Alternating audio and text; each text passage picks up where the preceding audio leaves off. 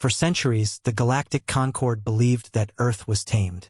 The humans had joined the Great Council 300 years ago, grudgingly invited after proving they could not be ignored. Since then, they'd played along, trading, voting, debating in the marble halls of the Concord Spire.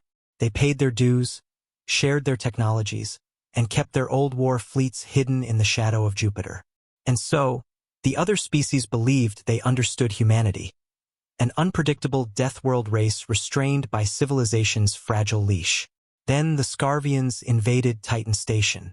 Titan was a mining hub, mostly civilian, a quiet place where human engineers harvested methane and trained interns in zero-G operations.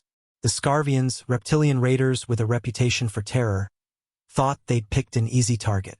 They breached the outer defenses, burned habitats, and broadcast footage of prisoners dragged in chains. It was meant to scare the Concord into submission. Instead, they awakened something they should have left buried. The Concord Spire's Grand Council gathered in panic. Dozens of species demanded that Earth stand down, negotiate, or beg for peace. The human delegation, led by an unassuming ambassador named Samara Holt, simply sat there, eyes cold and calm. When the bickering reached a fever pitch, Samara stood, straightened her suit, and walked to the center of the grand chamber. Her voice, amplified through the ancient marble dome, was the last thing the Scarvians and the Concord would ever forget. "This is Earth's final warning," she said, each word striking like a hammer. "Stop attacking us, or we stop pretending to be civilized." Some species scoffed.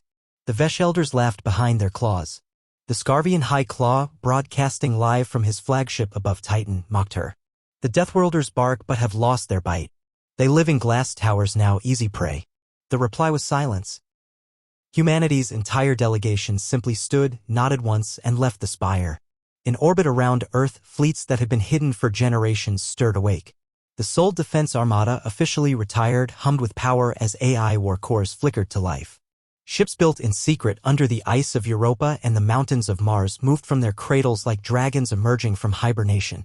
Humanity had always played nice because they'd learned it was necessary. But they'd never unlearned how to fight. It was buried in their bones, their blood, their history. The Scarvians didn't even have time to process the shift. One moment they were gloating over captive humans, the next, entire sections of their fleet blinked off the sensors, annihilated by kinetic rods launched from Neptune's hidden stations. Boarding pods shaped like sleek coffins smashed into Scarvian dreadnoughts. Out poured Terran Marines clad in exo-armor that drank laser fire and returned it tenfold. Inside Titan Station's ruined corridors, the Scarvian shock troops found themselves hunted. Human engineers who once fixed pipe leaks now wielded rail carbines. Maintenance bots reprogrammed themselves into walking minefields. Civilians fought with a kind of grim joy that turned Scarvian stomachs.